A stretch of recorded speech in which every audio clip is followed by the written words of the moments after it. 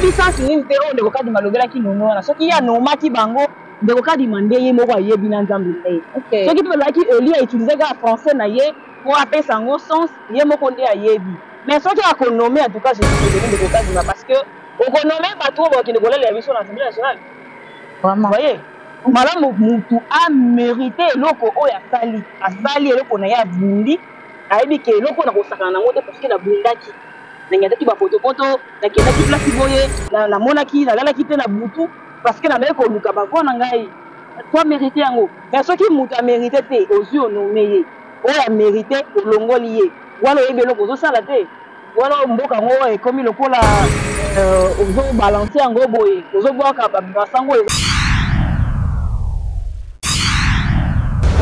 nga nalobaki déjà na ebande awa ke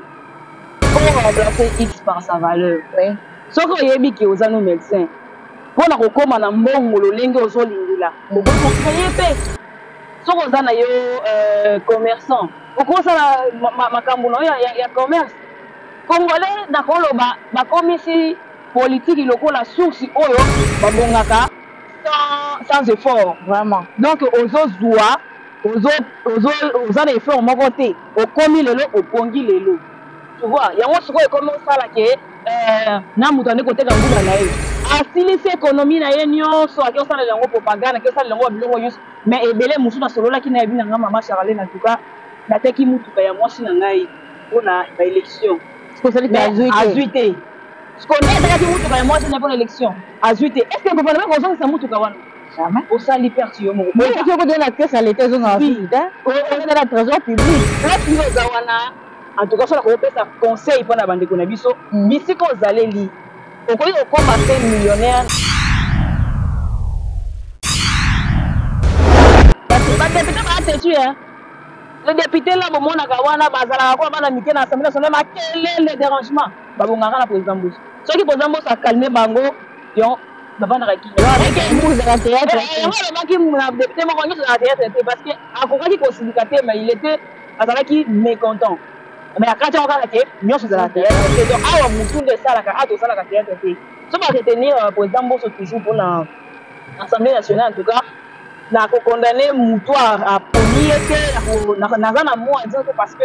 bayebi ke atravaillaka déjà makambo na ye bien songi akokoloba bongo ndeko soki ndenge nayebi te est ce que ozala mpe na mission qu'un jour okoma politicien soit okoma mpe député oyo lelo so tokomaka nga mpona yawa nayebi te kodala na mission wana. Bonjour, bonsoir, ça dépend de l'heure à laquelle vous nous suivez partout dans le monde. Quand on est toujours dans le cadre affecté à Boka Congo, ce qui est allé tout bon, en côté, tout le moyen il y a pour transmettre l'union lango. Pourquoi le loup a d'aller dans mon côté na plateau, d'aller dans des pour Charlène Négal a d'aller bon invité n'a pas le il y en a yéni tout pour l'année c'était là à Boka Congo. D'ici lundi déjà le 29 janvier, ils allaient bongo rentrer à bureau d'âge à Wana, palais du peuple, c'était retourner de l'émission à Bichot. Mais remarque que ça les a que non bande ko na ngambo théâtre ata mon côté aza eli ni la députation nationale ni la provinciale na yango to solo moi muke moi li solo yango to solo la nyonso etali affecté ya mboka Congo mbote moi na mboka Charlène Negala bote maman Sandra boni santé madame to remarqué que lundi ezali rentrer à bureau d'âge mais constat to ça les a kaka ke bande ko na théâtre ata mon côté azu tozolobela bato ya théâtre na kaka te parce que élection oyo mpona nga nalobi yango champ de bataille bato ebele bakatani donc soki totali baéléphant minene bakatani soki obeti kaka lisolo ya bato ya théâtre eza lokola ovandeli mbula ya théâtre parce que élection oyo ndenge esalemaki mwana mboka kadima ye nde moto ayebaki banani oyo bazwaki na oyo bazwaki te bon lokola osoulevé point ya bato ya théâtre plutôt na ngai naloba oyebi balobaka na totanga mathématique biso nyonso balobaka remplacer x par sa valeur bato batanga mathématique wana bayebi yango donc mutu na mutu fo azala na place sikoyo soki tomoni bacordonnier bapostule bamédecin bapostule bato ya théâtre bapostule bamusicien bapostule sikoyo nani akosekisa biso nani akobinisa biso soki tout le monde alingi akoma kaka député nayebi te yango na koki koloba mpona bato ya théâtre na koki kokondane mpe bango te parce que na mboka na biso lokola mpe bato bakomi kovivre na koloba ntiake eleki akomi mona kaka efona koma kaka député mpo nabonga mbangu mais ce qui est vrai moto nyonso alingi kaka na mboka akomaka politicien voilà mpo nabonga mbangu mbangu parce que bazomona ke na politique nde bato bazobonga mais bazoyeba te kokoma député na mboka oyo eza jeté soki okomi député na oyo bato bamonaka na cité na baoyo elekaka na assemblée nationale ezalaka ndenge moko te mpona kozala député il faut ozala mayele basalaka mpena mosala mama sandra toloba mpona bato balobaka na libanda kuna bazolia mbongo ya ofele basala eloko te non il faut ozala motu tomona badéputé misusu ayaki kaka na loyenge nakoma député akomi awa amoni ke bisika oyo bacerveau ezotambola azongi classe bomona te badéputé mosusu bazongaka classe bazongi classe parce que kuna eza eloko ya gt donc mpona bato ya théâtre malamu oyebi ke eza na bato mosusu eza bahonorable mosusu banda baya na misusu ya 15 ekoki ata mokongo moko atika kotombola mosapi te ata mokongo moko atika balobaka nini atika kozwa parole te atika jamais kodébattre na sujet moko boye eza important mpona population bango bazaka bavandi bamaki so babiki ils sont pour ya tomoni misapi ils sont contre so babi eza likambo akaniaka ye wana kei à la fin de compte eloko eza te population ozosufu toujours kosouffrir mais soki eza boye mama sandra badéputé oyo bazalaka na bango qui sont pour qui sont contre batombolaka bayebaka te nini bazosala na assemblée nationale wana afalaki ndeko kadima kata bango bazosala eloko te mpo yo oyaki wana peuple eyebi ke oye kolobela biso yo olobaka eloko te bamona kuna bacostume bamona kuna bamituka chere mais osalaka eloko te ovandaka na yo otombolaka maboko na nyonso batunaka oyebi te soki ozopona nini contre bien pour oyebi te ndeko kadima afalaki asélectionne bato wana oyo basalaka eloko te wana alongoli bango nyonso aremplace bato ya sika mpona bato ya théâtre mpe bato ya mayele mpe bazali namoni na bato ya théâtre eza na baavocat eza na bato bakei université batangi vraiment bazali baéconomie basisa ba UPC awa voilà mpona kotanga nkombo te voilà mpona kotanga nkombo te bien sûr mais soki bato ya théâtre ya mayele baza bakokaki mpe kozwa mutu moko mpe ya théâtre batie wana parce que lobi mpe kokoma mpe ministre ya culture na biso avalorize mpe théâtre tomona banigérien nde bazalaka kuna parce que ye moko mutu na bango ya théâtre azalaki wana abundi mpona makambo na bango ya théâtre akomi ministre ya culture atomboli mpe culture ya mboka mais mpona bato oyo balalaka na assemblée nationale wana ndeko kadima ifalaki asélectionne mpo ntango alongolaki ainvalidaki bato ebele na ebandeli wana est ce que bato oyo alongolaki wana bango mpe kaka balalaka na kati ya assemblée nationale ou bien ezalaki mpona makambo ya fraude so totali makambo ya fraude tokoki kotya nanu mopanzi fraude wana nanu totala nanu mololenge ndeko charlene est ce que badéputé yango bazalaki vraiment elito bazalaki nome parce que eza video mosusu ezocircule moka ndeko kati babeti mabaku les députés nommés non soki toki koloba nommé wana nommé na français ekoki kozala mpe bao bazalaki élu bon toyebi sansi nini te oyo ndeko kadima alogelaki nommé wana soki ye anomaki bango ndeko kadima nde ye moko ayebi na nzambe na ye soki mpe bazalaki élu autilize kaka français na ye po apesa yango sens ye moko nde ayebi mais soki akonome en tout cas je suis désolé ndeko kadima parce que okonome bato oyo bakende kolela biso na assemblée nationale voye malamu mutu amérité eloko oyo asali eloko na ye abundi ayebi ke eloko na kosakana nango te parce que nabundaki nangendaki bapotopoto nakendaki place boye namonaki nalalaki te na butu parce que nabai koluka bavo na ngai to amérité yango mais soki mutu amérité te ozwi onome ye oyo amérité olongoli ye wana oyebi eloko ozosala te wana mboka yango ekomi lokola ozobalanse yango boye ozobwaka basango eza ya bien ya mabende ozotika mpo olamba yango na nzungu obomisi tomi mobimba oyebi ke babutu bakongo tokoma bacomplexe mingimingi na basansi nini nzambe akela biso neti exemple yo osala science politique na campus oyo nzambe atindi yo osala yo mona mabe obi te ngai nafala komaka ya député obana koteka no madesu teka no madesu nao omonike nona oteka so madesu te ngai mpona komaka ya député mofona oyo motu ozalaki nango obasiti yango na nini babenga yango na campagne osalisali sikoyo salike no ozwi te sikoyo nayebi te moto yango wana akozongela susu madesu donc okomi dans la dégoût moi la politique parce que oyebi politique ngulu na bato boyo koloba nini nga nalobaki déjà na ebande awa ke faut remplacer x par sa valeur soki oyebi ke oza no médecin mpona kokóma na mbongo lolenge ozolingila okoki kocreye mpe soki oza na yo commerçant okosala makambo na yo ya commerce congolais nakoloba bakomisi politique lokola source oyo babongaka sans effort vraiment donc ozozwa oza na effort moko te okomi lelo opongi lelo tu vois yango sikoyo ekomi osala ke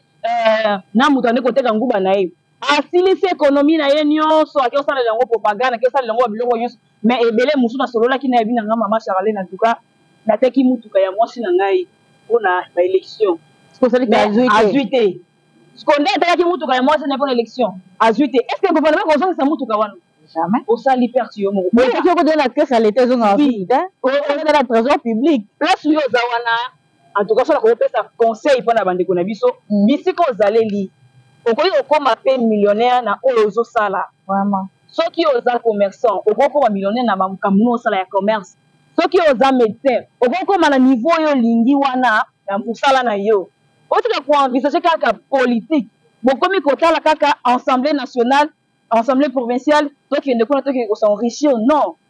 assemblée nationale na provinciale wana ezalaka mosala obotuna badepute oyo bayaka na kala na loyenge bazongazonga classe mingi baluka bauniversité bakenda baipende bakenda bacampus babandela classe parce que bayaki kodécouvrir awa ke c'est pas du blague président Mbosso alobaka ke nyonso ezalaka théâtre te donc awa théâtre ezalaka te awa mutu esalaka soki mutu esala te okose faire humilier pour rien parce que oyo comprendre te makambo nini ozosala donc soki nakoki koloba mbongo mpona bato wana bapesaki bambongo mpona oyo etali bureau d'age tomoni ke président Mbosso bamboto esika azali en tout cas bafélicitation mpona mbanda mosusu oyo tozobanda législature ya sika oyo tomoni ke azalaka tutu na bureau d'age est ce que bato mosusu ya age wana baza te ya 1942 mpona koloba mpo bato acomprendre kaka ye to eza soki président Mbosso aza retenu mpona bureau d'age soki ye kaka moto akozwa assemblée nationale na rentrée parlementaire à les 15 donc c'est à dire que bamoni lolenge na ye kosalela omoni na baentreprise soki eza na motu moko azalaka mayele makasi ayebi bastyle na bango ya entreprise ya tikala ye moko babatelaka ye oyebi donc motu moko akomaka très bien bo abiki père wana so azosala rapport omoni ezalaka différent na bato mosusu motu wana babatelaka ye bakoki koévacue tout le monde ye baotika ye parce que aza na style ya entreprise président Mbosso aza président oyo soki aza koanime assemblée plénière so nakoki koloba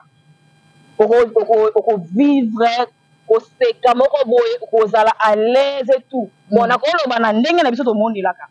bon na niveau ya likolo kuna toyebi te ndenge ezala mpo tokómi kuna te mais bango mpe bato oyo baponiki azala kaka wana bacomprendre ke président Mbosso azotravaille na ye bien ekoki azala kaka wana parce que kotya moto asika abandela lisusu makambo ya zero banda kolakisaka ye parce que badepute baatetu le député là bomonaka wana bazalaka kwa bana mike na assemblée nationale makelele dérangement babongaka na président Mbosso soki président Mbosso akalme bango yo bavandaka kimealobaki na député moko nyonso na théâtre te parce que akokaki kosilika te mais il était azalaki mécontent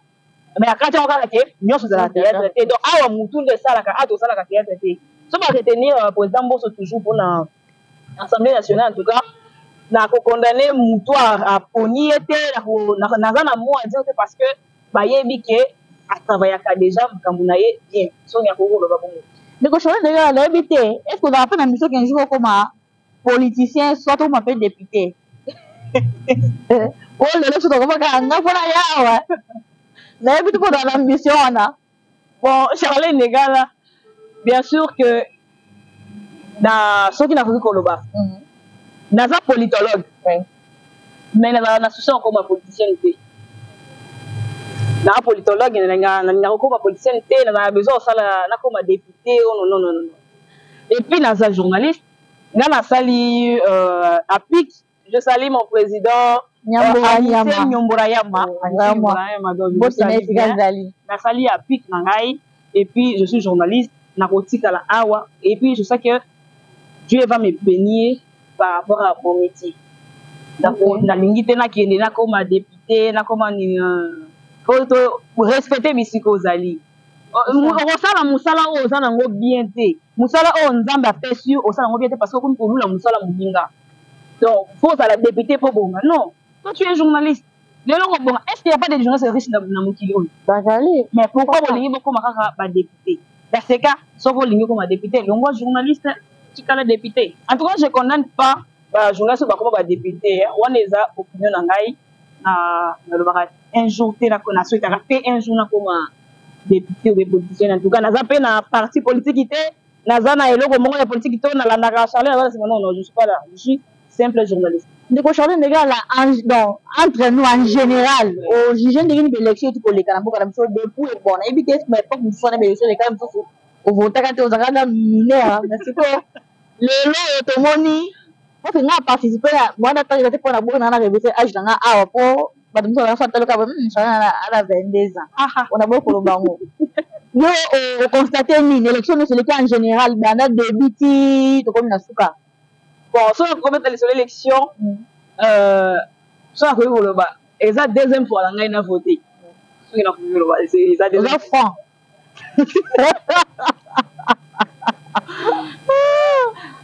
Et c'est de moment de l'ambiance émission,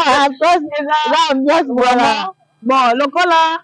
na koyi ko la témoin oculaire ya makambo élection ndenge elekaki parce que na zape na mboka na mwana mboka na zape congolaise donc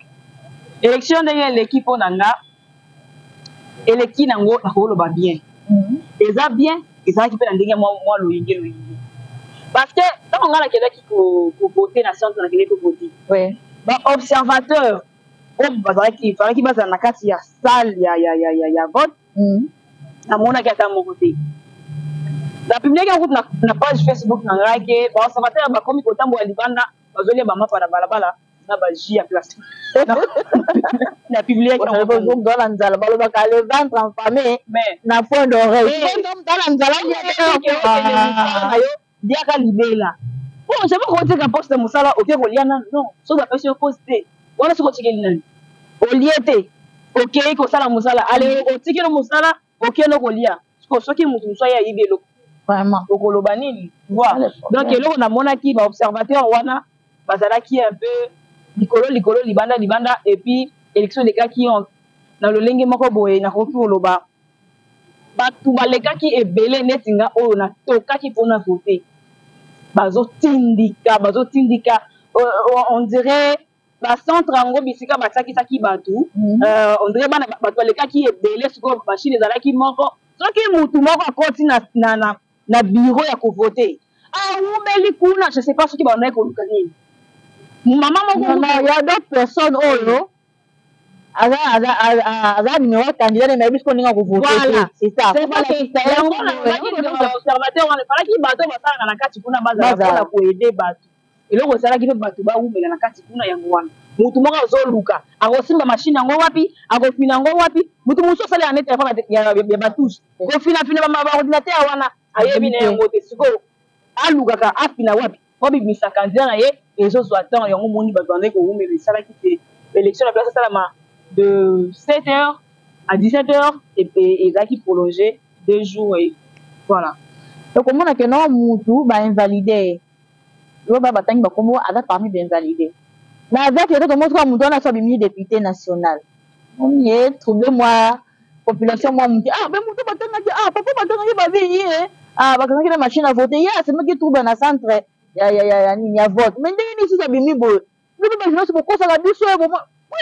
ils ont semé de chaque trouble dans la population. Bazoé baté est-ce que la libre machine en bakangi ba machine en solo est-ce que le kambaka niata est-ce que ça ba nommer bon est-ce que ba libre solo donc ils ont pris ça moi milinga mi dans la population na bi ko éclairer bango ndenge wana ça makamba journée c'est ce qui mutako ba ke ba journée ça ba ko sa biso quand demander mutako ko sa bino journée c'est est-ce que je dois publier qui makambo élection yebisa quand dimake mutu tel au publier qui est parmi batu oyo bayibaki bakwa ndenge nini abimi susu élu donc yo ko découvrir que ayibaki te ou bien omoni que machine wana kangaki pa na ye ezalaki ndaka ba voisin salaki erreur ou bien nini wana ko poser question la kadima mais pour ngai logiquement so la ko pesa la ko senga la président kadima tant ozolingo publier déjà batu oyo bayibi ndenge babake lire et relire oui okozwa koma mutu mosusu obambi na kati après opublier ensuite oye kodécouvrir ke mutu wana ayibaki te ozwi susu mutu wana ozongisi ye eloko mpo ocréer na mutu ya population olongoli ya confiance na yo moko epai ya population oyosi na confiance note makambo oyo nomona kaka ke nyonso ezoloba eza lokuta même mpona bato oyo bakangaki bamashine bango bamonaki ke bayibi bavoi bazali na bamashine tout consort avant même kopublie bango il falaki nanu ndeko kadima aconvoke nanu bango base justifier normalement base justifier